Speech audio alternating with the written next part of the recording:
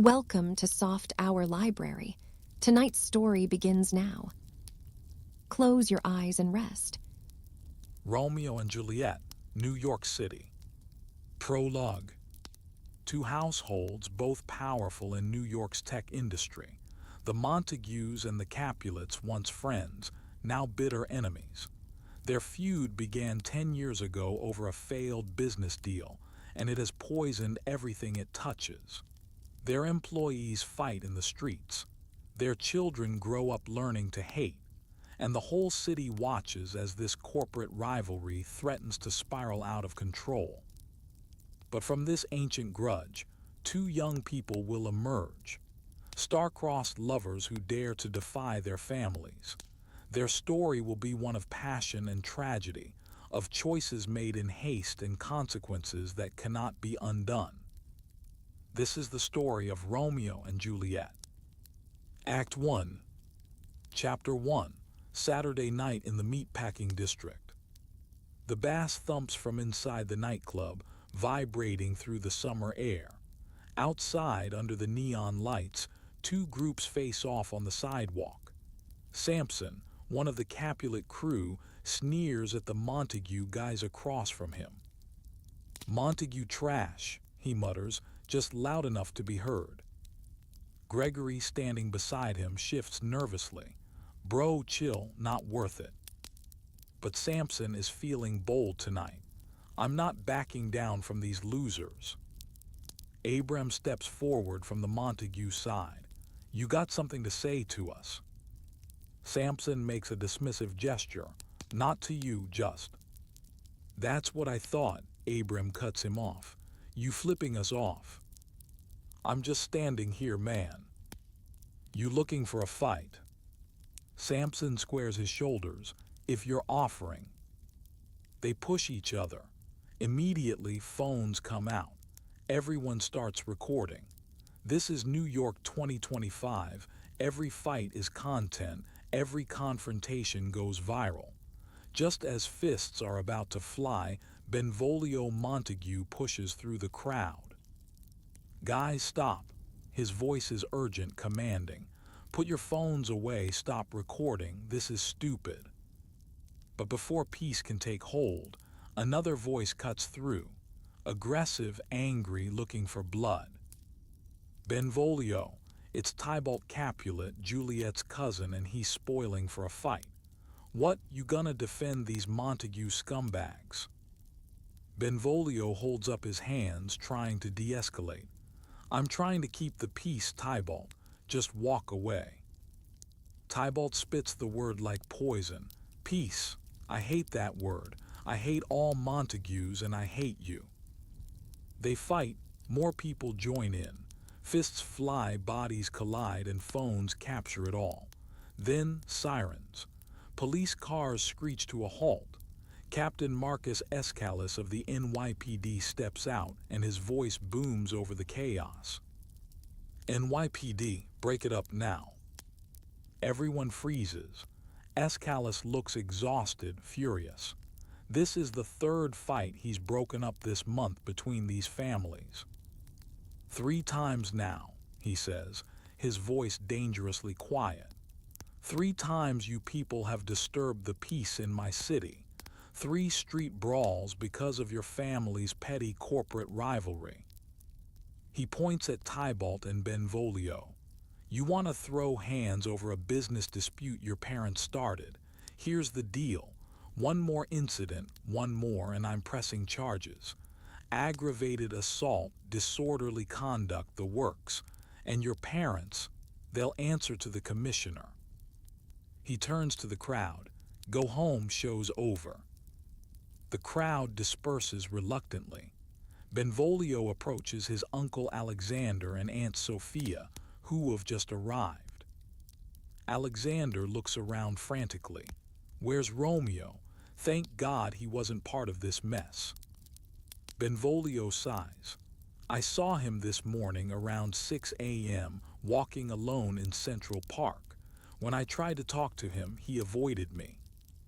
Sophia's face creases with worry. "He's been like this for weeks. Stays in his room, curtains drawn, ignoring his DMs, not posting content. Something's wrong. I've tried to talk to him, Alexander admits. He won't open up. Let me try, Benvolio offers. Here he comes now. Romeo appears through the dispersing crowd, hoodie up, AirPods in, looking like he hasn't slept in days. Benvolio waves him over and Romeo removes one earbud. Romeo, man, where have you been? Romeo's voice is flat, walking, thinking, what time is it? Just past 9. Romeo groans. The day's already too long. Benvolio studies his cousin's face. Dude, what's going on? You're depressed. I'm in love. Okay, that's usually a good thing. Romeo shakes his head. Not when she doesn't love me back. She's not interested. Says she's focusing on herself, doesn't want to date anyone. Benvolio nods knowingly. Rosaline, that girl from Colombia. Don't even say her name, Romeo pleads, his voice cracking. She's got my brain completely messed up, Ben. I can't eat, can't sleep, can't create content. Love is. It's chaos. Beautiful chaos. Bro, you're spiraling, Benvolio says bluntly. Forget about her. There are literally millions of people in this city. You don't get it, she's different. No, you don't get it. Benvolio's frustration shows through. You're obsessing over someone who's not into you. Move on. Romeo looks at him desperately. How do you forget someone you can't stop thinking about? By meeting someone new. Come on, let's go do something. Get your mind off it. I can't. You can and you will. They walk off together into the Manhattan morning, neither knowing that before this day ends, Romeo's world will change forever. Chapter 2, The Invitation. Later that afternoon, in the sleek Tribeca headquarters of Capulet Systems, Victor Capulet leans back in his corner office chair. Across from him sits Paris, young, ambitious, dressed in an expensive suit that screams Goldman Sachs. Victor breaks the comfortable silence. So, Montague got a warning too. Good. We're both under the same restrictions now. We need to keep the peace. Paris clears his throat nervously. Sir, about what we discussed last week. Your daughter, Juliet. Victor sighs. Paris, you're a good guy. Yale grad, rising star at Goldman Sachs, but Juliet's only 17. She hasn't even started college yet. I understand, but... Victor interrupts gently. Give it 2 more years. Let her experience life first. If you can win her heart, you have my blessing, but it has to be her choice. Paris nods respectfully. I respect that. Victor leans forward. Tell you what, we're having our annual product launch party tonight. Rooftop venue in Chelsea. Come by, meet her, talk to her, see if there's a connection. I'll be there, thank you, sir. Victor calls his assistant through the intercom. Send out the invitations, everyone on the VIP list. Minutes later, on the street below, Romeo and Benvolio are walking when they encounter Capulet's assistant, a harried young man staring at his tablet in frustration.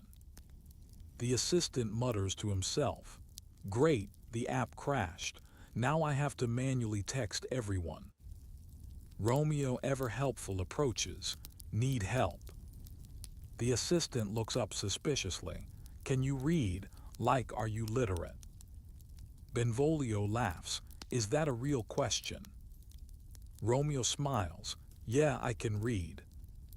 The assistant hands over his phone with relief. Thank God. Can you help me send these texts? The system's down. Romeo takes the phone and starts reading the list aloud. Michael Chen and family, the Anderson sisters, David Kim, Mercutio Washington and his brother, Uncle Capulet and daughters, Rosaline Edwards and Olivia Martinez, Thomas Capulet and his cousin Tybalt. He stops abruptly, looking up. Wait, this is a Capulet party. Yeah, tonight. Rooftop in Chelsea, the assistant confirms. Then his eyes narrow. You're not a Montague, are you? Benvolio jumps in quickly. No, we're neutral friends of friends. The assistant shrugs, already moving on to his next crisis. Cool. You helped me out, so you're invited. Open bar, DJ, influencer crowd should be lit. He hurries away. Benvolio grabs Romeo's arm excitedly. Dude, Rosaline's going to be there.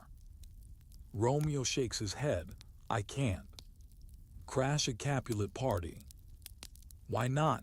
You'll see Rosaline, realize she's not as perfect as you think, and finally move on. Trust me. This is a terrible idea. Benvolio grins. It's a great idea, we're going. Chapter 3, Juliet's World. Across town in the Capulet penthouse on the Upper East Side, Juliet sits at her desk drowning in college applications and SAT prep books. Her laptop glows with open tabs: Harvard, Yale, Columbia, NYU. She's so focused she doesn't hear Anna enter until her childhood nanny speaks. Juliet, your mother wants to talk to you. Juliet doesn't look up. About what? You'll see, come on. Alina Capulet sweeps into the room, elegant in her designer dress, every inch the successful tech executive's wife. Juliet, we need to discuss something important. Now Juliet looks up. If this is about my grades, I'm maintaining a 4.0. Her mother's tone is carefully neutral. It's not about grades, it's about your future. Have you thought about marriage? Juliet blinks, certain she misheard. Mom, I'm 17. I'm thinking about college, not marriage. Anna claps her hands together with delight. A marriage? Oh, sweetheart, I remember when you were just a tiny baby. Now look at you.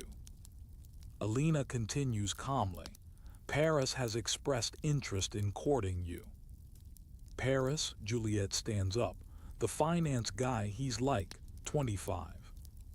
He's 23, successful, from a good family. Your father approves. Juliet's voice rises. But what about what I want? That's why we're talking, Alina says, her tone brooking no argument. You'll meet him tonight at the party, just talk to him, get to know him. No pressure. Anna adds helpfully, he's very handsome, I've seen his LinkedIn. Juliet looks between them both. I'll meet him, but I'm not promising anything. Alina nods, satisfied. That's all I ask, now get ready, the party starts at 8. They leave. Juliet stares at herself in the mirror. Seeing a future she never asked for reflected back at her. Chapter 4, Crashing the Party. That evening, Romeo, Benvolio, and Mercutio ride the subway toward Chelsea. Mercutio has his phone out, filming for his TikTok followers. Yo, what's up, fam? Mercutio's voice is loud, energetic. Your boy Mercutio here, and we're about to crash the most exclusive party in Manhattan. Let's go.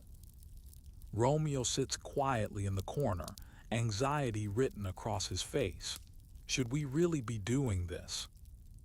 Mercutio lowers his phone, looking at his friend. Come on, Romeo. When did you become so boring? We're young, we're in New York, and we're about to party with the elite. Live a little. Romeo's voice drops. I had a dream last night, a bad feeling about this.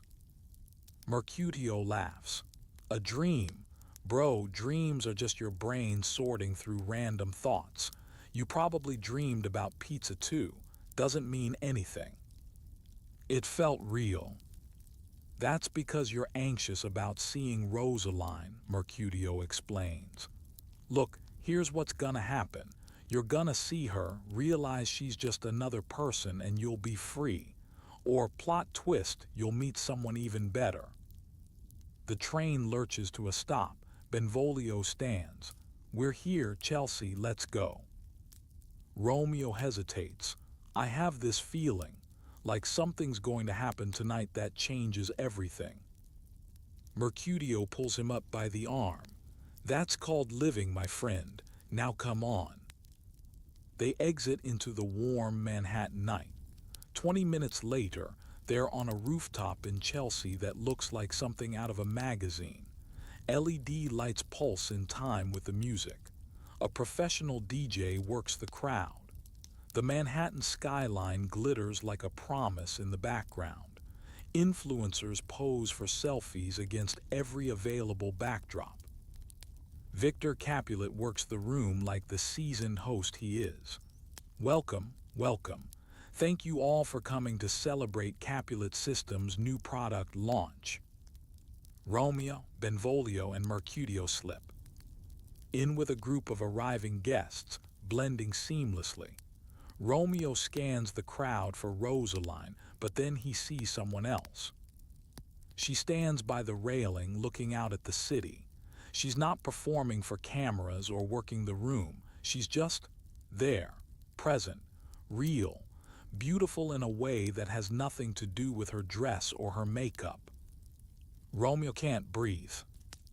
He approaches a passing waiter, unable to take his eyes off her. That girl by the railing, who is she? The waiter barely glances over. No idea, man. Romeo stares, transfixed. She's the most beautiful person I've ever seen. Have I ever really seen beauty until this moment?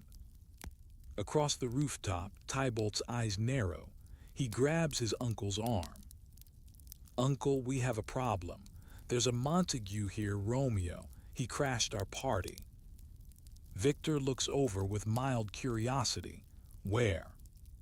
Tybalt points. Over there, let me throw him out.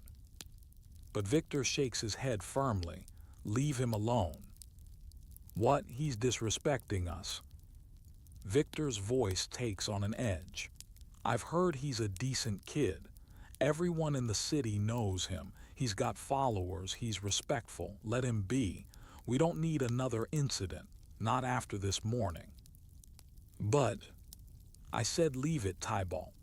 Victor's tone makes it clear the discussion is over. This is my party, my company, my rules. Understood? Tybalt's jaw clenches, but he nods. Fine, but this isn't over. He storms off, anger radiating from every step. Meanwhile, Romeo has made his way across the rooftop. He stops beside Juliet, his heart pounding. Hi. She turns, surprised but not displeased. Hi. The words tumble out before Romeo can stop them. I don't usually do this, but I saw you standing here and I thought, if I don't come over and talk to you, I'll regret it for the rest of my life. Juliet's lips curve into a slight smile. That's very dramatic. I'm serious, can I? He gestures to the space beside her. Sure. They stand together, looking at the city spread out below them, like a constellation of possibility. Romeo breaks the comfortable silence. You're not taking pictures. I like to actually experience things, Juliet says, not just document them. That's rare. I'm Romeo. Juliet. They shake hands. The touch lingers a beat longer than necessary, and both of them feel it. That spark, that connection, that sense of recognition. Romeo smiles, like the Shakespeare play. My mom loves drama. What's your excuse? My parents love Italian names. Could have been worse. Could have been Mercutio. Juliet laughs a real laugh. That's my date's name actually. Well, not date. Guy my mom wants me to meet.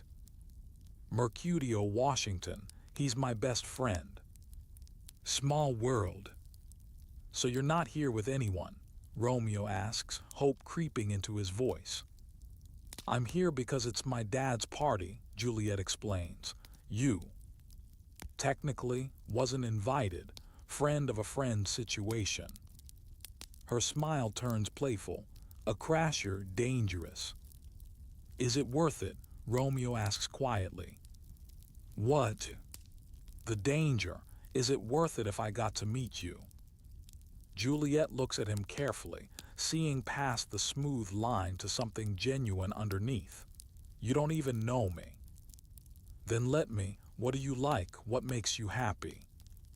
She considers whether to give him a real answer or brush him off. Something in his eyes makes her choose honesty. Books, learning. I want to study literature, maybe teach someday. Travel, see the world beyond. This. She gestures to the party around them. Not into the tech world, Romeo asks. My dad is. I'm not. What about you? Honestly, I don't know. I've been doing the influencer thing because it fell into my lap, but I don't know if it's me. So who are you? Romeo takes a breath. I'm trying to figure that out. But right now, in this moment, I'm someone who's really glad he came to this party.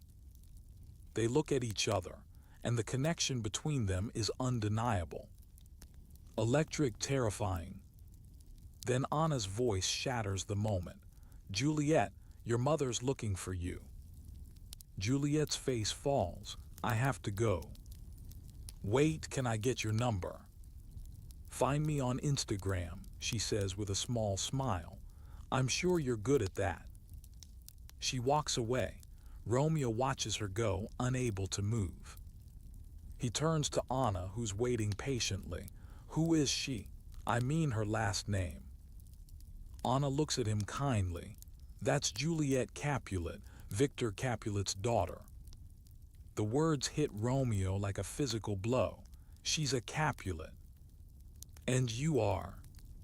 Nobody, just nobody. Romeo finds Benvolio in the crowd, his expression stricken.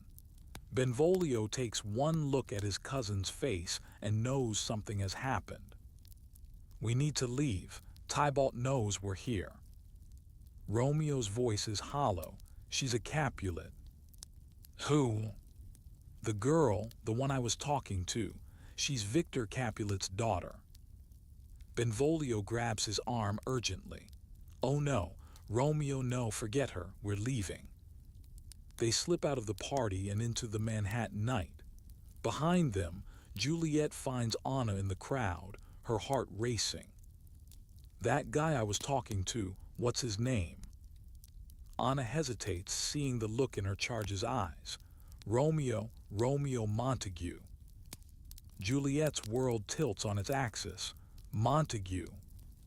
Your father's biggest rival's son. Why? No reason, Juliet says, trying desperately to sound casual. Just curious. But her hands are shaking, and she knows with absolute certainty, that nothing will ever be the same. Act 2, Chapter 5, The Balcony. Later that night, Romeo can't bring himself to leave.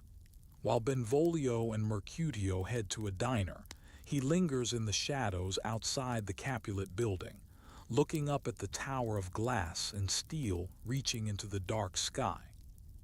He whispers to himself, how can I leave when my heart's here?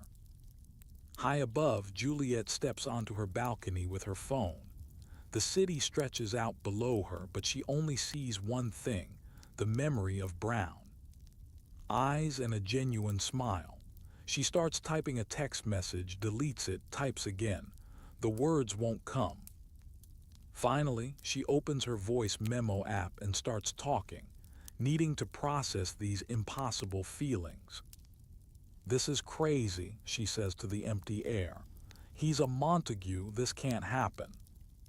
She pauses, then continues. Why does he have to be a Montague? What does that even mean? It's just a name his parents gave him. It doesn't define who he is. Another pause, she laughs at herself. Romeo, if you weren't Romeo Montague, if you were just Romeo, Would that change anything? Would my family accept it? No. But would I feel differently? Also no. Her frustration bleeds through. A rose by any other name would smell as sweet, right? That's the line. God, I'm literally quoting Shakespeare about my own name. From below, Romeo's voice drifts up. Keep going, I'm listening. Juliet jumps, her phone nearly slipping from her hands. Oh my God, how did you? Fire escape. Romeo emerges from the shadows. I'm sorry, I shouldn't have. You can't be here. Her whisper is urgent. If my family finds you. I know, but I couldn't leave. Not without seeing you again. This is crazy. I know, Romeo agrees, moving closer. We just met. I know. And you climbed up here like some kind of stalker. Romeo smiles despite the situation. I know, but you were right. The name doesn't matter. I don't care that you're a Capulet. My family will care. Then we won't tell them, not yet. Juliet shakes her head. This is insane. Maybe, but tell me you don't feel it too. She's quiet for a long moment, and when she speaks, her voice is barely audible. I do, I feel it, but we barely know each other. So let's change that, Romeo urges, stepping onto the balcony properly now. Tell me everything. Your favorite book, your worst fear, what you want out of life. I want to know it all. And if I told you, what then? Then I'd tell you mine. And maybe we'd realize this isn't crazy. Maybe we'd realize this is the sanest thing either of us has ever felt. You don't even know me. Then give me a chance to. Juliet takes a shaky breath. My favorite book is The Great Gatsby. My worst fear is living a life I don't choose. And what I want is to be free to make my own decisions. Romeo nods slowly. My turn, the catcher in the rye. My worst fear is becoming someone I'm not to please other people, and what I want is standing in front of me right now. They look at each other, and the Manhattan skyline seems to fade away until there's nothing but this moment, this connection, this impossible choice. This is happening too fast, Juliet whispers. Or maybe it's happening exactly when it's supposed to. If we do this, if we pursue this, it has to be real. I can't play games with something that could hurt this badly. Romeo's voice is firm, certain.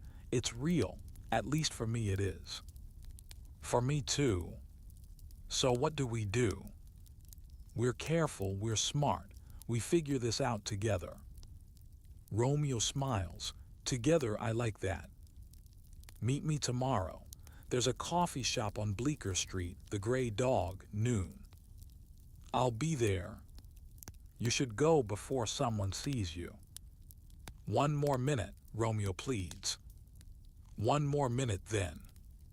They stand looking at each other, neither wanting to break this spell. Then Anna's voice calls from inside the apartment. Juliet, who are you talking to? Juliet turns quickly, just on the phone, coming. She looks back at Romeo with urgency. Go. Tomorrow noon. Tomorrow. Romeo climbs back down the fire escape, moving quickly but carefully. Juliet watches until he reaches the ground safely, then presses her hand to her chest, feeling her heart race. She goes inside, a smile on her face despite the impossibility of it all. On the street below, Romeo looks up one more time, then disappears into the New York night already. Counting the hours until noon. Chapter 6, Dr. Lawrence. The next morning arrives too slowly for Romeo. At 7 a.m., he's already knocking on the door of Dr. Sarah Lawrence's office in Soho. Dr. Lawrence, a therapist in her 50s who's worked with both the Montague and Capulet families over the years, opens the door in surprise. Romeo, what are you doing here at 7 a.m.? I don't have appointments until 9. Romeo steps inside, unable to contain his energy. I know, I'm sorry. I needed to talk to someone. Is everything okay? Your parents are fine. Everyone's fine, better than fine. Romeo runs his hand through his hair. I met someone. Dr. Lawrence sits down, gesturing for him to do the same. That's wonderful, Rosaline finally.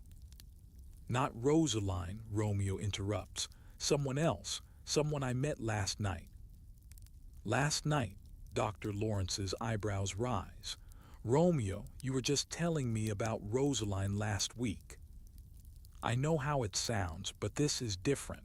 When I was with Rosaline, I was in love with the idea of being in love. This is real. Tell me about her. Romeo's face lights up in a way Dr. Lawrence has never seen before. She's smart, genuine, beautiful.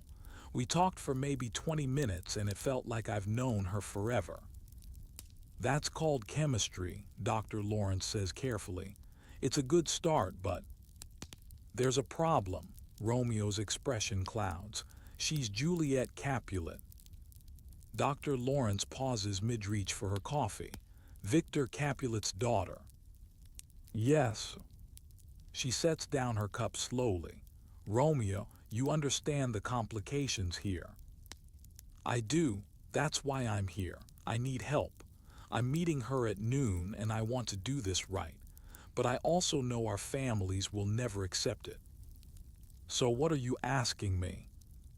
If we wanted to be together, really together, how would we even make that work? Dr. Lawrence is quiet for a long moment, considering. That's a question you both need to answer, but Romeo, I'll tell you this. I've worked with both families. Your father and Victor Capulet were friends once, before the business rivalry destroyed that. If there's any hope of healing that rift, maybe it starts with the next generation. You think this could actually work? I think it's complicated, but I also think that sometimes the heart knows things the mind hasn't figured out yet. Just be careful, move slowly, and be honest with her, with yourself, and eventually with your families. Romeo stands, relief and hope warring on his face. Thank you.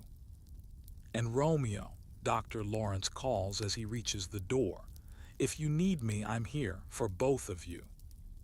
Romeo leaves, and Dr. Lawrence sits back in her chair, wondering if she's just witnessed the beginning of something beautiful or something tragic. Perhaps, she thinks, it will be both. Chapter 7, The Coffee Shop. At noon, Romeo sits at a corner table in the Grey Dog Cafe on Bleecker Street, his leg bouncing with nervous energy. When Juliet walks through the door, their eyes meet, and he stands so quickly he almost knocks over his chair. Hey, she says. Hey, you came. Of course I came. They sit. The moment is awkward in the best way, all nervous smiles and stolen glances. Romeo breaks the silence. I wasn't sure if last night was real or if I dreamed it. It was real, terrifying but real. I talked to someone this morning, Dr. Lawrence. She's a therapist who's worked with both our families. Juliet's eyes widen. You told her about us. I needed advice. She said we should be honest with each other and take things slow. Slow, right. Juliet fidgets with her coffee cup. But here's the thing. I don't want to go slow. I know that sounds crazy, but I've never been more sure of anything. Neither have I, Juliet confesses, looking up at him. But we have to be realistic. Our families hate each other. So we prove them wrong. We show them that this feud is pointless. Hell. By being together. By refusing to hate each other just because we're supposed to. Juliet shakes her head. It's not that simple. Why not? Romeo leans forward. Juliet, I know this sounds insane. We met yesterday, but I also know that I've never felt like this before. Have you? Her voice drops to almost a whisper. No, never. Then let's stop overthinking it. Let's just be together. Juliet looks away. My parents want me to meet Paris. They're basically arranging a courtship. Do you want that? No, she looks back at him, her eyes fierce. I want this. I want you, but I'm scared. Me too, but I'm more scared of not trying. So what do we do? Romeo takes a deep breath and the words come out before he can second guess himself. We make a choice. Right now. We decide if this is worth fighting for. Juliet's pause feels like an eternity, then she nods slowly. It is, you are. Then let's make it official. Not for our families, not for anyone else, just for us. What do you mean? I mean, Romeo reaches across the table and takes her hand. Will you marry me? Juliet stares at him like he's lost his mind. What? I know it sounds crazy. It's completely crazy. But it's also the only way. If we're married, they can't force you to be with Paris. They can't keep us apart. Romeo, we've known each other for less than 24 hours. I don't care, I love you. You don't even know me. Romeo's grip on her hand tightens. I know enough. I know you're brave and smart and you want to live life on your own terms. I know when you smile, everything else disappears. I know that I would rather have one real moment with you than a lifetime of playing it safe with someone else. Tears fill Juliet's eyes. This is insane. Completely. We'll regret this. Maybe. Or maybe we'll look back and realize this was the best decision we ever made. The cafe bustles around them, other couples talking, baristas calling out orders, the hiss of the espresso machine. But in their corner, time stands still. Finally, Juliet whispers, okay. Okay. Yes, let's do it. Let's get married. They hold hands across the table, both terrified and exhilarated and absolutely certain. Dr. Lawrence, Romeo says, she could help us make it official. When? Today, now, before we change our minds. Juliet laughs nervously, tears still in her eyes. Oh God, okay, let's go.